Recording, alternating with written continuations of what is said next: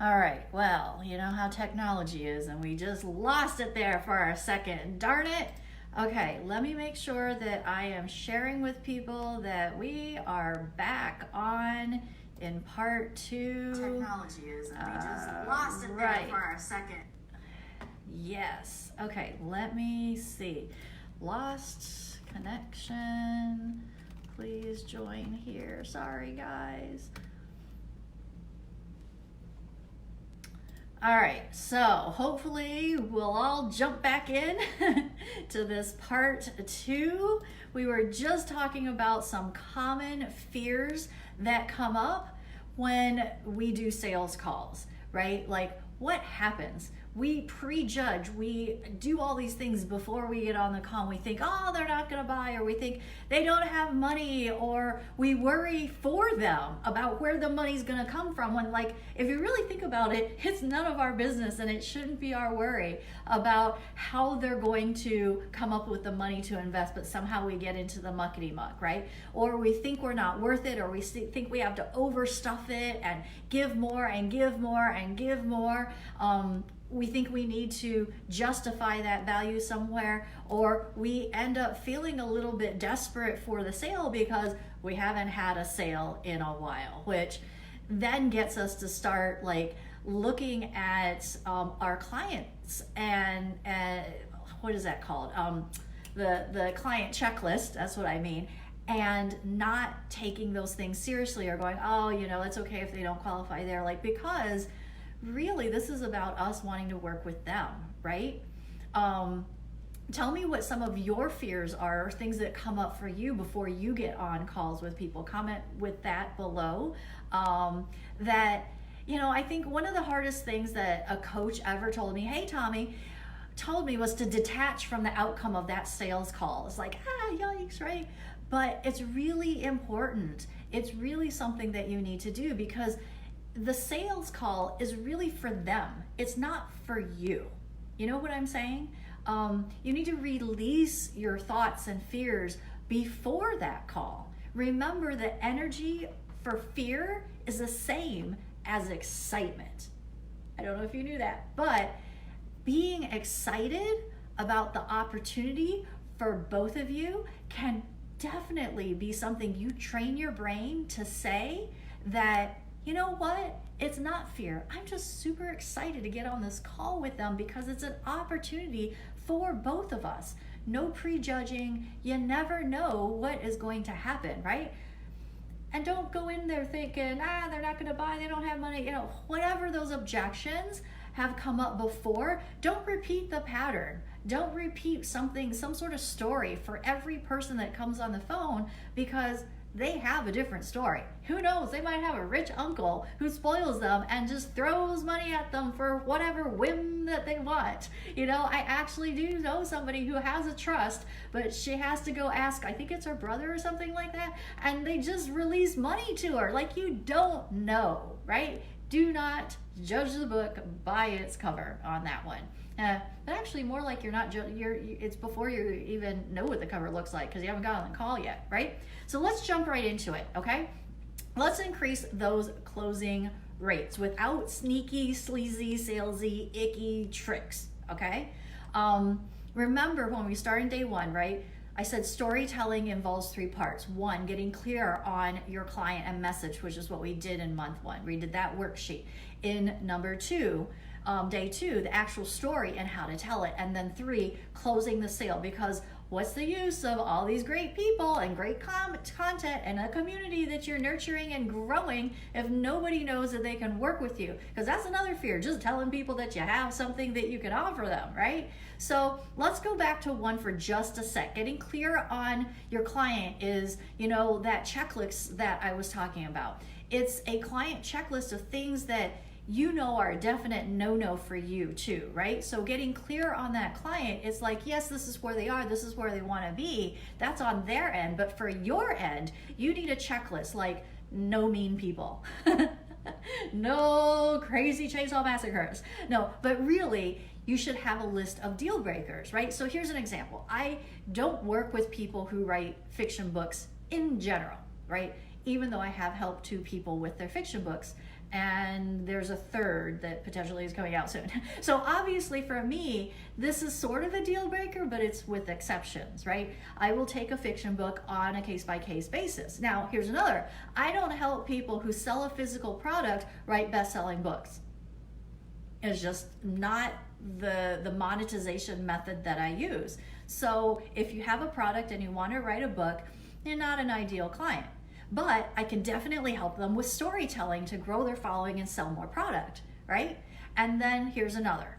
I only help people who write their books in English, right? I don't write them in any other language. I don't read them in any other language. I'm not writing them. But and then, there are some people that only work with women. Some women only work with women. Some men only work with men. So you get it, right? You have to have a client checklist so that people, when you get on the phone, you're not on the defensive side of, should I take this person, should I not? It's a boundary, it's a standard, it's just how you do things, and you just follow your own rules. You get it? Okay, so that's the first thing. Put in the comments for me if you are thinking of, like, what are your ideal client deal breakers, or the other way around, the things that make you excited, both ways. What are the deal breakers, and what are the characteristics that make you really excited to work with somebody, right? Now remember, you've told your story now, and likely you've made an invitation of some sort, right? So we're imagining this scenario that you've told your story, made some sort of invitation in your call to action, your CTA. I promise, you'll start getting messages to your inbox if you're hitting the right spot with your stories. You just have to make sure that you're continuing to put it out there. And if you have a post or a video or whatever that bombs, do not make that the story of your life. Like how I said that. Do not make that mean more than it means, right? Let that be exactly what you need to know to make the next one better, right? Like I said, I've had content that's bombed. I've had stuff that has crickets, right? Everybody has them, but it's in the doing and the action that you're gonna learn enough about your people that eventually you're just gonna keep just hitting it out of the park every time you get on, right? Okay? And even when you do that, there's gonna be a couple that just don't work out. I'm just saying. All right? You also need to just flat out invite them to a sales call. Don't be scared. Now, don't do this every single time, right? The call to actions need to vary and need to be there for different reasons. But you flat out ask them to get on a sales call, or you flat out tell them that they need your program, or you flat out say, go here and buy this thing because it's going to help you, right? And when you get into the sales conversation, remember, it's not about so much that they're interviewing you. So often I think we feel like they're interviewing us, they're giving us money, and it's not. They're making an investment in themselves, in their business, and whatever it is that you are helping them with. And you kind of are interviewing them to see if they're going to be a great case study, if they're going to behave themselves in your program, and that you're going to really enjoy them, because you want people who are going to finish. Now here's the thing, 80-20 rule, right? 80% may not finish, 20 is going to be really great, 5% is going to knock it out of the park, and they're going to be your case studies, your interviews, the people you talk about all the time, right? You are not being evaluated at this time. You're evaluating them to see if they are a good fit for your program. Get what I'm saying? Yes? Let me know in the comments if you are catching what I am putting down, okay? It's an invitation for them to step into the possibilities that are only available to them, right? If they work with you. You let them see that they can do this, and with your help, they're going to be able to do it faster, easier, better, whatever it is. Now remember this, objections are created when they either don't believe in you, like they think you can't deliver the goods for some reason, but that really shouldn't be a thing if you've done everything else right, or they don't believe in themselves based on whatever their history is, whatever their fears is, whatever their excuses are, whatever holds so many people back, right? That's usually the thing, right? So you have to make it simple for them. You have to make saying yes really easy and a no-brainer, right? We go into the sales conversation much, much, much deeper in my programs, but here I want to give you the most important aspects to cover. You know, it's not so much that you need to do these things in this order like this, because then you're so much concerned, right? You're so concerned with, let me make sure I say this, that you're not listening to what they're actually saying to you. Make sure you're listening, actively listening, using the words that they're using back to them, all right? So first of all, you have to take control of the conversation. So if you're taking notes, this is where you probably want to start taking some really good notes. Suzanne says, I use the words explore and see if my program is a good fit for you a lot. Exactly. Then it's not like, hey, let's get on a call so I can sell you something. You know, they know that that's what's going to happen, but they don't want it to feel gross, okay? All right, so this is where you're taking notes. First off, you have to take control of the conversation. Like a little friendly chit chat in the beginning is okay, but I have found that early on, if I let them ramble, then the sales call just kind of run amok. Like all of a sudden they're off on these rabbit trails. I'm hearing about what happened when they were 3 years old and all that stuff, right? You need to give them a layout of how the call is going to flow and how much time you have together. And you can mention that you have somebody right after them so they realize that they can't just, you know, whatever. Focus, focus, focus, focus, right? You can ask them as well if they can commit to getting to a yes or no at the end. A no is not offensive. We just need to know yes or no, right? The most important thing during the conversation is to get deep into their why. You have to ask why 5 to 7 times, and it may not exactly be why. It may be a variation, but it's something that gets to their why. Sometimes people are triggered by the question why. I've been told, I'm not, I use it, but some people have said to me that sometimes why is a trigger word because they were reprimanded by their parents or something, or teachers or whatever, and it was like, why did you do that? And I don't know. It's not a trigger word for me, and I have used it. So let's take chronic illness for an example. So I'm talking to somebody, and as a wellness coach, we're talking about chronic illness, and they want to get better. So the question is, why do you want to get better? To have more energy. Okay, why is that important to you? So I can go to my kids' school parties and sporting events and not be exhausted for a week afterwards. Okay, and why does that have so much meaning to you? You can also say, and if that happened, how would that change your life? See, it's still a why question, but it doesn't use the word why. So you get what I'm saying, right? So the answer, because I feel like a loser mom. The mom guilt is killing me. And what would it feel like to lift that mom guilt? I feel like I was finally doing what I was supposed to do, teaching my kids stuff, being with them, having experiences, living life. You know, they're not going to be kids forever. They're not going to be in my home forever. And I already have a lot of regrets. And then you ask again, is there anything else that having this energy would do for you? Well, it would make me feel like a whole person again, being able to participate in life, not feeling like life is just passing me by, just existing or muddling through the days, right? So you kind of see how you have to go with the flow. You can word it a little bit differently, but they're all why questions. And when you ask this, each time you ask it, people get a little more pensive and a little more thoughtful, and they dig a little deeper, and eventually they get to the real root and the real desires behind those first surface answers. If you stop in the beginning, you're not going to get as much as you would have if you continue to ask the line of questioning, right? And once you do this, right, once you know the reasons why they want to do this, find out why they haven't been able to do it yet on their own. So that's the second part. Find out why they haven't been able to do it on their own yet, okay?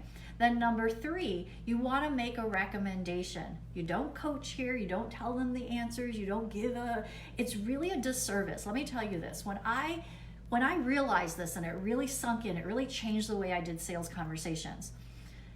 It is a disservice for you to try to solve their problem in 10 minutes. Like seriously, you know, yeah, the conversation might be 30 minutes. It could be even an hour for the sales call, but it is a disservice to take 10 minutes to try to fix them right there. Fix in air quotes, right? And when I realized this really changed things for me. Because if you let them go off after the call, you give them some suggestions and you're coaching them and they think they're complete and they go off and run it and they fail, you set them up for failure because you coached them in 10 minutes to solve a problem that wasn't a 10-minute problem. The container to solve the problem was too small. The container needed to be this, it needed to be your program, it needed to be one-on-one, it needed to be group, it needed to be whatever it was, and you try to solve it in 10 minutes because you're out there trying to help save the world. And hey, I did it too. Like I'm calling myself out here, I did it too. And you're losing sales and they're losing opportunities to change their life, okay? So make a recommendation. Don't coach and no more than 3 steps, okay? No more than 3 steps at a very high level. You're not telling them how, you are telling them what, okay? And then you ask and enroll. And when you ask and enroll, you ask them, so what did you like about what I shared? What parts of that are you really excited about? And I usually get a lot of people like, I love all of it, you know, and they're so excited to enroll. And that's what you want, okay? And always ask them to confirm, always ask them to confirm all those reasons, right? You want them to be pretty much selling themselves into your program. You get what I'm saying? Now they know your program and they're giving you all the reasons why they need to be in it. And then when they're done and you ask and enroll, you want to let them know that they've made a great decision, confirm with them that this is a great thing, congratulate them, and tell them what's going to happen next. Don't forget to tell them that part. You know, they're enrolling, you're taking their credit card, whatever it is, you're going to get an email. This is the first thing you should do. Don't forget to join the Facebook group, blah, blah, blah. Let them know what to do next and what they can expect and how to be successful in the program, okay? And listen, this is not going to go perfectly. You got to practice. And you're going to get objections. Don't feel like an objection is like, oh, you know, I've just been shut down. It's not going to work. No, an objection is just an opening for a bigger conversation. More needs to be uncovered, or they need help getting through something that has been a story or a fear or a limiting belief that's going through their head, right? And here's the thing, it's not always going to close on the call and you're going to have to follow up, just saying, you know, the money's in the follow-up. I hate follow-up. We all hate follow-up. I don't know anybody who loves follow-up, right?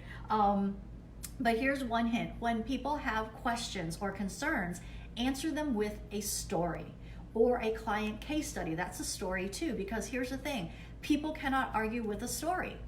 When people say, oh, I've been trying to write my book for 10 years, or storytelling hasn't worked for me, or I put stuff on social media, I don't think my clients are there, blah, blah, blah, blah, blah, right? I just share, you know what, that's how my clients were when they started as well. They were getting crickets on social media, and now they're using storytelling and getting clients. Like, it went from one extreme to the other. Or I tell them, you know what, I had a client who was writing his book for 10 years. Pick it up, put it down, pick it, or jot this down, jot that down, you know, whatever. And he just couldn't get it done. And once he joined my program, got clarity, knew what he wanted out of it, he got that book done in 8 stinking weeks. 8 weeks, from 10 years to 8 weeks, because he used the system that I have for writing books. Oh, people can't argue with a story, right? That's a writer downer. People can't argue with a story. And if you take nothing away from this except what I'm going to say here, take this away. The money's in the follow-up, right? The money is in the follow-up, okay? Let me know what kind of ahas you got out of here. And while you're doing that, let me check to make sure we're still live streaming okay, because you know how that went earlier. And now you're probably wondering, what's my homework?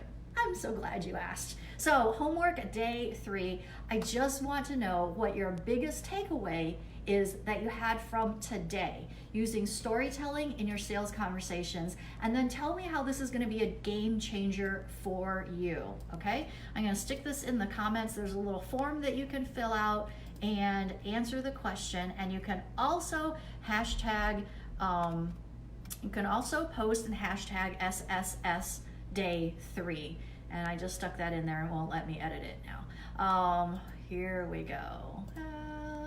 Hold on a second. Post in group with SSS day 3, there you go. Okay, so that is there now that you can go check out, complete the form, do your homework. So that's it. We are complete for today in the storytelling for sales conversations, right? Have you had fun over the last 3 days? What is the one thing that has helped you the most in our 3 days together? I'd love to know. What has helped you the most in these 3 days? And now don't forget, we have a Zoom wrap-up call on Monday at 11 o'clock, right? And as a summary, here are some things I want you to walk away with after this challenge. Your story matters. People need to hear from you. You make the biggest impact when you share yourself and close more sales. People like you as the real you. I'm telling you, they do. They appreciate real and they gravitate towards it. And just be you, right? Good marketing is going to attract and it's going to repel. And there are going to be some people who just don't like you. Just saying. So you're going to have haters. I've had haters. I've had people be like, what the heck, chick, you're just rambling. And I don't think I do, but whatever. It's okay. We will always be here for you in the group and whatever to support what you are doing, right? Bottom line is that you can't do all the good you're supposed to be doing in the world if you're hiding, if you're invisible, if people don't see you, if you're not sharing, right? Because impact and hiding, those two things, they can't live together. They don't live together, right? And part of hiding also means being safe or vanilla, right? You can be putting stuff out there and you're not getting a lot of traction because you're too normal. I'm just gonna put that out there, right? You can't be so safe and vanilla. You have to take a stand for something.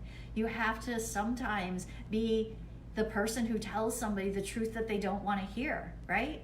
Because the work that you're called to do can't be done by anybody else, right? You're called for that. You already know that, right? Right? Now here's the next thing you can do. You can go off with what I've shared with one of the 3 story formulas and you'll probably be pretty successful. And you'll learn as you go. You'll wing it a little bit. You'll probably mess up a bit because that's what's gonna happen. It never goes out just right the first time. Hopefully you don't give up, or you can get the help you need to master storytelling in every part of your business so that you can grow exponentially and close way more clients than you are right now. You know I was gonna say that, right? So I wanna invite you now to bet on yourself, bet on your story, bet on your audience, and join Storytelling for Stages and Pages. It's the art of getting more clients than you can handle simply by sharing your stories. And it's at bit.ly/storytelling for stages and pages. You get 50% off with the code STORIESSELL. Plus, there are 3 bonuses that I want to share with you. And I'm going to attempt to do something a little different here. Okay, so basically, hold on a second. Stay with me. I'm gonna try to, okay, of course my stand is not working the way I need it to. There we go. And then let's switch this around here. Okay, so this is storytelling for stages and pages. It's the art of getting more clients than you can handle simply by sharing your stories. Because listen, your ideal clients are actually distracted and confused. They need you, but they don't know it because too many other businesses are getting their attention. What if you could rise above all the chatter, stand out and be the only one they remember, the only one that matters to them, and have them talk about you with their friends who probably need you too, and create the know, like, and trust faster than the speed of light and convert them into clients. And you can do this by employing a simple method, one simple method, your story. But you have to tell your story right, because writing it versus speaking it on stage are different blueprints. Like there are different blueprints for each of them. So know this, stories are never too long, just too boring. Posts are never too long, just too boring. Conversations and speeches are never too long either, just too boring.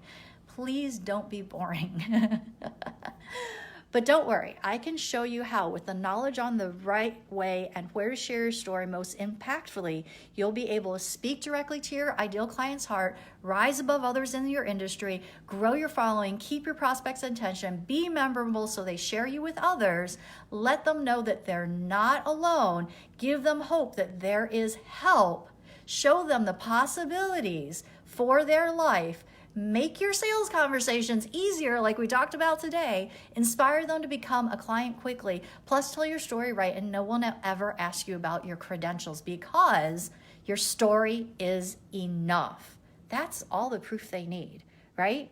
And here's Susie. She posted into a Facebook group. Look at this. She got 1,000 likes on that post, 200 comments, and 60 private messages. Oh my gosh, right? And then Lisa shared her program and things using some of the sales tips that I have in the program, and she booked a client. And then after, actually a little later down on this thread, she's like, it's not just one, I actually closed two, she said, right? And then I want to let you hear a little bit about what happened with Vickie here. So hopefully this is loud enough.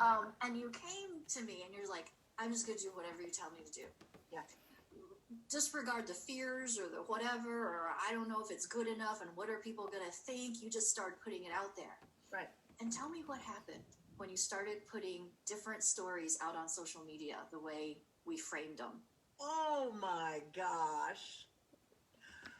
Before you happened in my life, I would put out social media posts thinking that I was doing it to draw a crowd, and I was getting crickets. I mean, it's like every now and then some of my best friends would make a comment or give me some likes, but now, oh my gosh, I put out a post and people are just gravitating and jumping on and sharing. I get more shares and more comments, more likes, and more engagement. I mean, I'm getting engagement with other people that I don't even know who are engaging with the people that I know. Yeah. It's just multiplying. That's amazing. And then you're getting on sales calls and getting more clients and all that stuff. And you never thought that was going to happen. I remember you. All right, so there's that one. Then here's Mary. Vickie, because I've been very. This one's kind of hard to hear. I hope you can hear it. Right? Like that one woman that I put my story on the paper and she chose me as her coach because of that story, right? So what I've been doing is, because I want to, with my heart failure coaching. Can you guys hear that? To be able to build my social media outside of right here. I mean, yes, I want to do some internal work and expand my field. So I don't know how to do that, but one of the first things I want to do, and what I've been learning from Vickie, is that telling my story does sell. So I've been doing a lot of different blogs and posts, and I noticed that the most engagement I get off of any post or anything that I do is the ones that come from my heart. Cool, right? So people who are getting more engagement, more connection, getting people who want to work with them. I love it, right? So Inside Storytelling for Stages and Pages, it's a 6-part program. You're going to learn how to master the most important story for your business, your why story, where to find your universal stories that catch people's hearts and attentions, where to share your story to attract your ideal clients. You're going to get all 3 of those storytelling formula blueprints for every situation written on stage, on social media, which works on the fly, right? How to wow the crowd at networking events and get a flood of new contacts, even if you only have 30 seconds to speak. How to use your everyday stories for never-ending content, craft an enticing freebie that your people clamor for and grows your list, create a 90-day repurposing schedule for your story content, master your sales conversations to increase your closing rate. It's like 3 times what I told you today in sales. It's so powerful. Plus, you get 12 weeks of support in a Facebook group where I can give you personalized feedback on the stories that you're sharing, the videos, and all of that, right? Listen, all you need are stories to get all the clients that you want. It's the connector. It's true in life. It's true in business. When you master storytelling, you're telling your story on stages and pages, you'll see how easy it is to attract your ideal clients and get them on enrollment calls and close the deal. So what we're going to do, and yes, Susie, I'm going to tell you about the bonuses real quick here. Hold on a second. Susie, I did give feedback already. I reposted your video in a separate post. So you should see that. You're tagged with it. I gave you some feedback on it. So go check that out. It's in the Facebook group. And here's the thing. The feedback that you get while you're in the program specifically will tell you this, this, this, and this. And a lot of times I will actually do videos.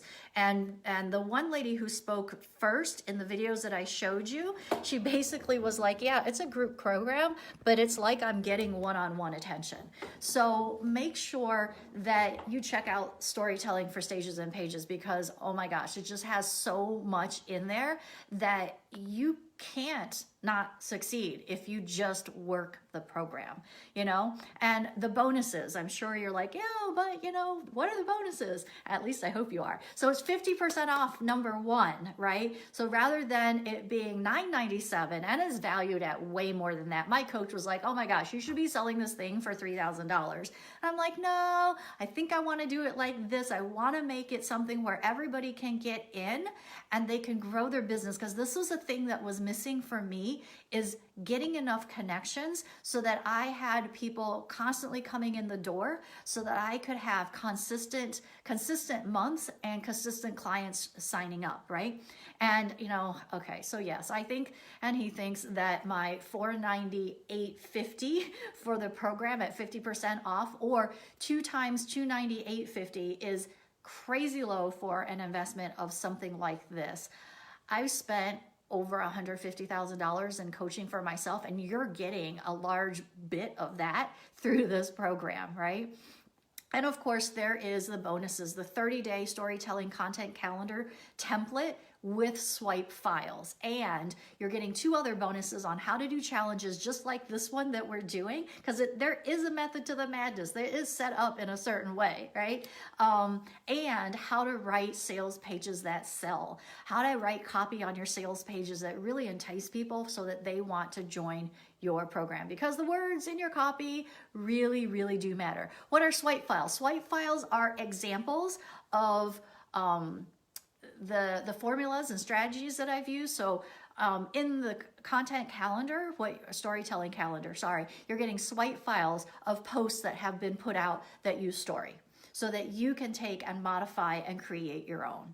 They're examples. I guess that's another way to say it. Swipe files are examples.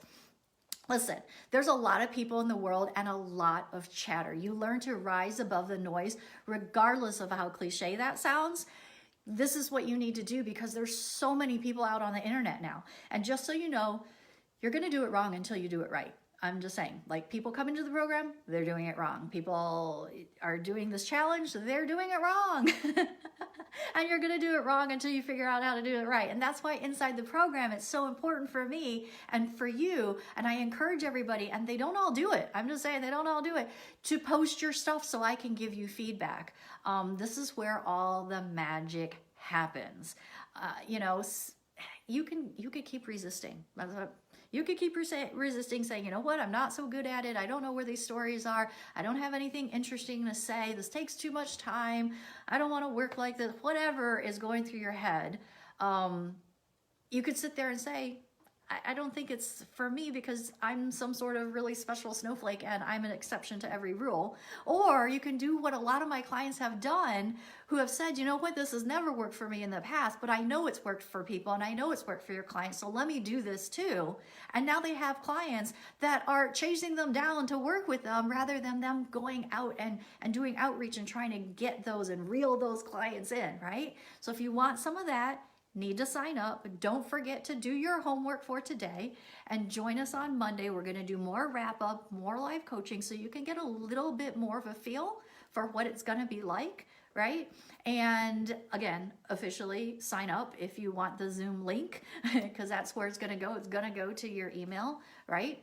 Okay, so don't forget, like I said, homework, Zoom call, all right? And I want to leave you with a quote from writer Margaret Atwood, author of The Handmaid's Tale.